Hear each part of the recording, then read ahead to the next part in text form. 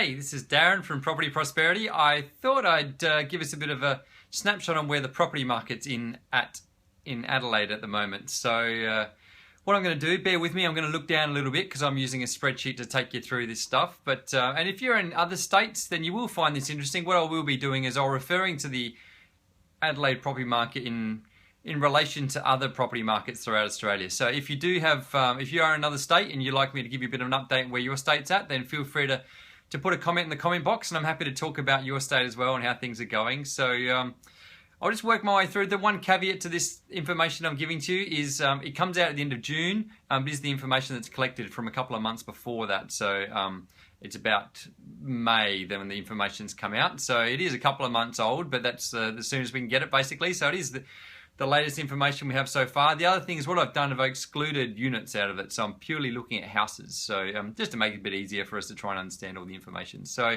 let's get straight into it. So in Adelaide, the change in sales volume, which just gives a bit of a feel of, you know, what are people are doing? Everyone putting their properties on the market, or is there less properties on the market? So if we're looking at over a 12-month period, that takes out the seasonal fluctuations, I suppose. So in Adelaide, it's increased by about 2%. If we look at other states around Australia, if we look at Perth, it's gone down by 15%. Darwin's gone down by 28.5%.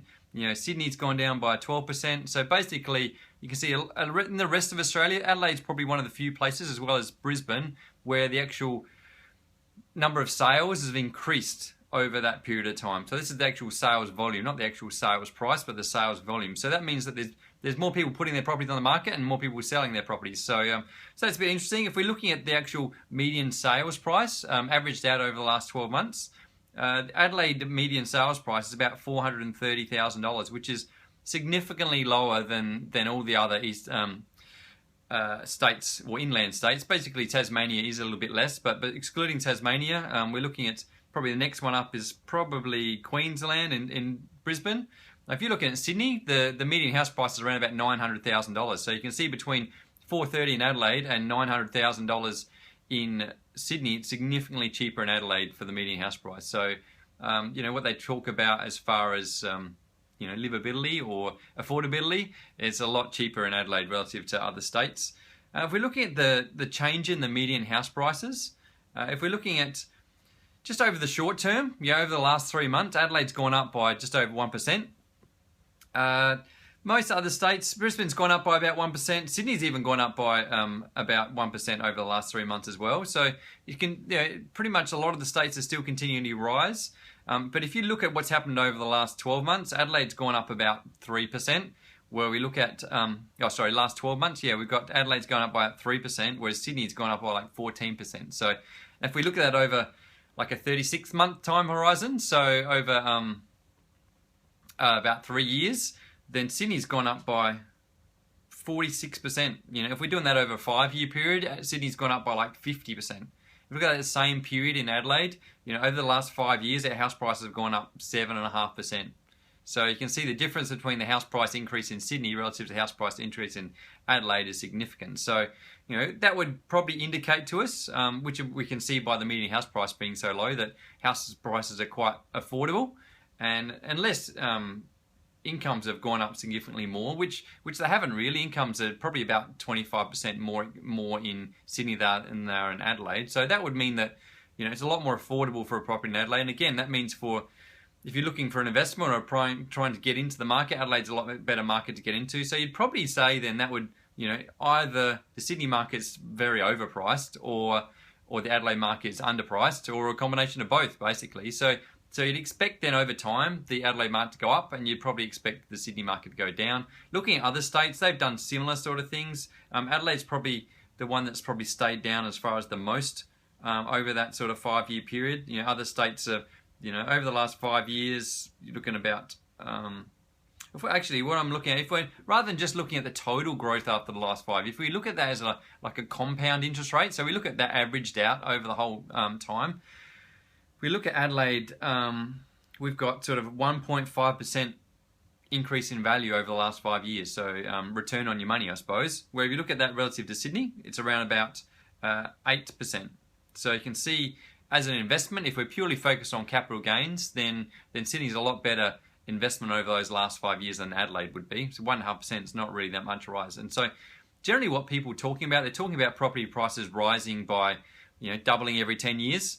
And to say when property prices double every 10 years, when you're incorporating compounding interest rates, the fact that the value increases on top of the value, that's what compounding means, is that would average out to probably just over 7%. So the fact that Sydney's over 8%, that means it's more than doubling in value over the last 10 years. The fact that Adelaide's down at whatever it was, 1.5%, means that the property prices haven't done very much at all. So that would indicate, if you're going by the average of the whole doubling in value every 10 years and assuming that property prices go up evenly between different states, because otherwise one market would be very overinflated relative to other markets. So you'd probably expect then, if it is inflated in Sydney, then it'd probably pull back, and especially with the fact that it's been over 5 years, Adelaide's held its prices down for so long, then you'd probably expect the property market in Adelaide to go up over time. So I thought that's pretty interesting.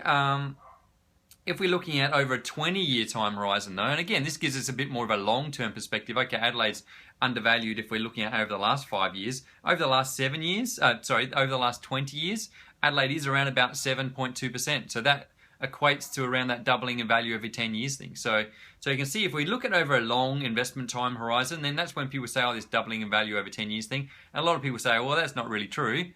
Well, we've just shown an example where that's true for the Adelaide market over the last 20 years. If we're looking at Sydney, doubling in value over the last 20 years, it's around 8.4%. So it's a little bit more than the doubling in value over 10 years. Brisbane's about 6.9, Canberra's about 7.4, Perth's around 7.8. So you can see they're all around about, give or take, around that 7% mark, which is, that's over the 20-year time period. So again, that fits in with that doubling in value over 10 years.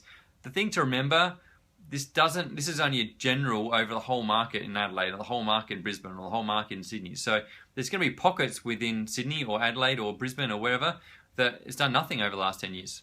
So that's the thing. It's just averaged out over time and over the entire property market. So it doesn't necessarily apply to your market. So something you might find interesting too is the average time that properties sit on the market. So in Adelaide, the average time on market is around about 48 days.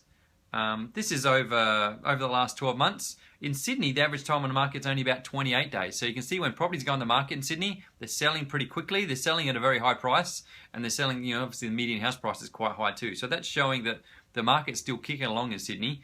But again, that's where the concerns come in from the banks and a whole pile of the government and a whole pile of different people trying to work out how they can try and take the heat out of the property market in Sydney and Melbourne and so forth. So, but in Adelaide, you can see the market's been, they talk about, properties probably every couple of months, probably you'd expect the turnover would be on average. So that's about 60 days on average. So we can see here 48 days on average for Adelaide is not too bad.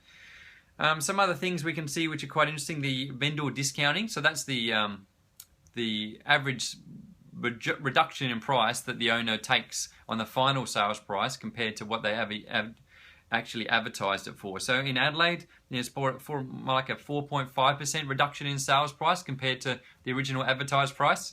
Whereas in Sydney, it's probably only 3.8% compared to the original advertised price. But you can still see that they are reducing their prices to have to sell their properties. So it's not selling for more what the owner's expecting. So it shows that the owner's expectations are revising relative to the market. So as the market's heating up, owners expect more money, and you still have to sell things for a little bit less than maybe that the owner's hoping for. So if we look at the median rental prices, so remember we talked about the median house price in Adelaide is around about $450,000, and in Sydney it's around about $900,000. So you can see that's more than double the median sales price relative to the of Sydney relative to Adelaide. But if we look at the rental price, the median rental price in Adelaide is about $350 a week. The median rental price in Sydney is about $520 a week. So you can see although the value of the property is so much higher, the rental was not that much higher in Sydney relative to Adelaide. So, again, that would probably indicate that the property market is a little bit overheated in Sydney, that they're probably not getting the yields they're expecting. And if you look at the rental yield, you can see, and this just shows here in Adelaide, the rental yield is about 4.2%. Hey Chris, thanks for joining, and hey Mark, thanks for joining too. Hopefully you're finding this interesting. Again, it's quite technical, some of these things. If you are from a particular state, then feel free to put it in the comment box, and I'm happy to point out some things about your state. Also, what I could do too is I can give you some feedback on your particular suburb. If you're from Adelaide, I've got the individual suburbs listed here too, so I can more than happy to do a suburb report for you too and give you a bit of an update on what's happening in your area. So yeah, so the final thing here is looking at the rental yield here. You can see Adelaide, the rental yield is around about 4.2%. Probably on average, they talk about 5% rental yields as pretty much being the norm. So 4.2% is probably a little bit lower than you'd expect. But then saying that, you're looking at Sydney, it's around about 3% rental yield. So you can see that the rental yields are a lot worse in Sydney than it is in Adelaide. So again, the reason people are getting lower returns is because of the market where it's at right now. Interest rates are really low, so the returns they're getting from other investments are quite low. Also, the reason they're willing to take lower rental returns is they're hoping for capital gains. But again, what happens is over time, if the market turns and those capital gains aren't there anymore, then you'd expect the rental yields to increase to try and offset the fact they're not getting the capital gains they'd hope for. So something else that you might find interesting, probably the final thing, is how long people hang on to their properties for. So this shows how stable the market is, I suppose. And if people are turning over their properties quite quickly, then that would give you a bit of a sign that, oh, gee, you know, the market's pretty hot here. People are thinking they're making gains and profits and they're going to buy and sell and buy and sell. So to be honest, you do want a relatively stable market. You don't want the market, you know, people buying and selling all the time like the share market, because that creates uncertainty. And again, that's one of the reasons why banks are quite happy to lend. You know, they'll lend you more money to invest in property than they would to invest in shares. You know, the reason that is because they consider it quite a stable investment. Hi, thanks for the like. They think it's a pretty stable investment, so they'll lend you 80% to invest in property, and they'll lend you up to 90% or even more, for depending on the product, if they charge you mortgage insurance, which covers some of their risk. Whereas with shares, they're quite hesitant to lend you money to get into shares. That's called leveraging, and so they're worried to lend you money in shares because then there's a potential the share market might go down. So again, that turnover is going to have an influence on that risk. And you can see with the Adelaide property market, the average hold period's around about 8 years, 8.6 years. We'd actually look at Sydney, which you'd imagine, because the market seems like it's booming, that people would buy and sell and buy and sell, and the average hold period would be a lot lower.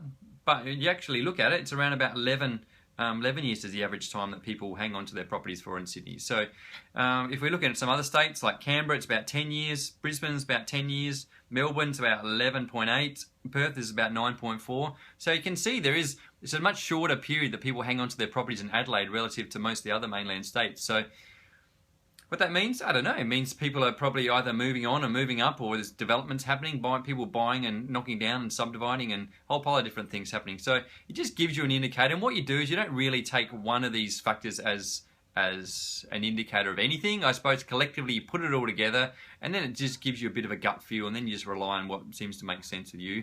The cool thing is, if you're in the market, if you're in the property market, you're sort of talking to people about it all the day, and you have a pretty good idea of what other people think. And these statistics, or they just sort of back up what your gut feel is, I suppose. So hopefully that's made some sense to everybody. And I know there's some technical information in there, but so I suppose the thing to bear in mind, it looks like the property market, Sydney looks like it's cruising along pretty well. Now, if you look at probably Perth and Darwin, it's not looking too well over there at the moment. Adelaide just kept putting along, not really much is happening at all, and it's been doing that for many years now. So the fact that it's been doing it for so long. Hey, Adelaide, thanks for joining. And the fact they've been doing that for so long, you'd probably expect then there to be an upturn in the Adelaide property market, and maybe potentially a downturn in the Sydney or Melbourne property market. So we've had a question here from Aslican. Do you think there will be a recession soon or not too soon? So a recession depends on your definition of what a recession is. So the technical definition of a recession is it means you've had negative growth for 2 quarters. As far as the Australian economy goes, we're cruising along pretty well. Hey, Elise, thanks for joining. Yeah, hey, Elise, I hope you didn't just miss that question from Ashley Can. She just mentioned, do you think there's going to be a recession soon or not too soon? So, yeah, it means that there's been negative growth in the last 2 quarters. The Reserve Bank, their whole thing is out there trying to keep growth happening, and they're doing that by firstly, they're quite concerned about inflation, so they want to keep inflation within a range of 2 to 3%, which inflation means that prices are going up over time, and generally that means more money in people's pockets, which means more money to spend, and so we have had pretty low inflation quite recently. A lot of that's coming, sounds a bit crazy, a lot of that's coming from discounting from businesses, particularly grocery businesses and disposable income businesses. So people are a bit hesitant to spend money at the moment. So a lot of the supermarkets are keeping their prices really low. That's where the whole Coles and Woolies competition's coming in. So that's really keeping our inflation rate quite low too, which is part of heading us towards a situation where the Reserve Bank are keeping interest rates quite low at the moment to try and give people more money in their pockets because there's less money going to interest, which again gets them to start spending more money, which is a bit of a difficulty for the Reserve Bank, because what they're trying to do is also they're trying to take the heat out of the property market in Sydney and Melbourne. So the way they've tried to deal with that is they've tried to put regulations on the finance industry and make it harder for people to borrow money, or harder for the banks to lend people more money. And essentially what that means is it's harder for people to borrow money and harder for investors to borrow money. So the unfortunate thing is that's affected not just the Sydney and Melbourne market, but that's also affecting the Adelaide property market and the Perth market, where not really much is happening. So we're having this effect where the market hasn't really been going up, but we're getting this influence of the Reserve Bank or the government regulations trying to make it harder for us to borrow money too. So I suppose really what you should look at is what's happening over the long term. Is there anything really negative happening over the long term? A lot of, me personally, I think there's a lot of negative perceptions out there. People are worried they're going to be losing their jobs. So that's why people aren't spending money. But if you look at, our incomes are relatively stable, our the cost of living are relatively stable. There's not really a lot of the reason at the moment. In Adelaide we got the worst unemployment in the mainland states, but saying that, it's not extreme, and so most people do still have a job. And so the question is when people start not being able to keep their jobs and unemployment does start to bump up. But again, the government's out there trying to stop that. So I can't really see, we're in a pretty good financial situation at the moment, so I can't see any reason why we'd have a recession coming up anytime soon. But you never know if there's some sort of shock from externally. But a lot of the shocks from externally, like the Brexit and the share market shocks and all that sort of stuff from other countries, they don't have a direct effect on our lifestyle. They probably have an indirect effect on our lifestyle. So again, probably more of a psychological effect rather than a material effect. So I'm a bit of an optimist, so I suppose that's the way I live my life. So I'm not predicting a recession anytime soon, but who knows? Who knows? At the end of the day, I'm not an economist or anything. So hopefully that's been useful for you guys. And I know that Ashley reckons that there's same sort of situations happening in Auckland. So hopefully you've got some useful information out of our conversation tonight. And yeah, if you want me to talk about your suburb, I'm happy to do. I'll pick out a couple of people to do a suburb profile, actually talk about your suburb and talk about what the market is doing in your particular suburb. Because remembering, with all this information is quite general to the Adelaide property market. So if I focus on one particular suburb, then I can really give you a lot of detail of what's happening. So thanks for your time, guys. I know I went a little bit over and more than usual, but hopefully you got some really good use out of it. If you've liked what I had to say, then click on the like button. If you haven't liked it, still click on the like button because I really appreciate it.